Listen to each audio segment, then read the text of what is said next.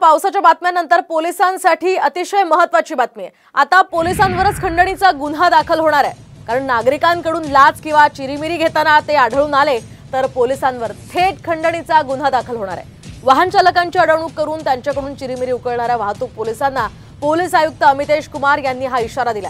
शिवाय कारवाईसाठी काही कर्मचाऱ्यांची नेमणूक करण्यात आली आहे। हे पोलीस कर्मचारी सध्या अनेक ठिकाणी पाहायला मिळतात। साध्या नागरी वेशामध्ये वाहन चालक म्हणून शहराच्या विविध भागांमध्ये आता पोलीस फिरणार आहेत। वाहतूक पोलीस नागरिकांवर कारवाई करताना चिरीमिरी घेतात का, त्यांच्याकडे पैशांची मागणी करणार का, याची पथकाकडून आता पाहणी केली जाणार आहे। या संदर्भात आपण अधिक माहिती जाणून घेऊयात आमचे प्रतिनिधी अक्षय बडवे यांच्याकडून।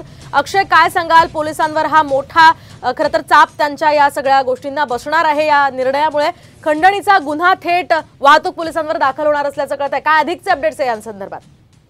निश्चितपणे पुणे पोलिसांवरच वचक ठेवण्यासाठी आता पुणे पोलीस आयुक्त अमितेश कुमार हे सरसावले आहेत, कारण अनेक ठिकाणी पुण्यातल्या अनेक भागांमध्ये वाहतूक पोलिसांचे कर्मचारी जे आहेत ते पैसे घेतानाचे व्हिडिओ जे आहेत ते सोशल मीडियावर व्हायरल झाले होते आणि याची कारवाई करताना काही पोलीस कर्मचाऱ्यांचं निलंबन सुद्धा करण्यात आलं होतं। मात्र आता थेट अशा कर्मचाऱ्यांवर वचक बसण्यासाठी पुणे पोलीस आयुक्तांनी एक विशेष निर्णय घेतलेला आहे, जेणेकरून IPC 384 या कर्मचाऱ्यांवर दाखल होईल जर ते कुठेही पैसे घेताना आढळले आणि नागरिकांनी जर नक्कीच धन्यवाद अक्षय दिलेल्या सविस्तर माहितीसाठी।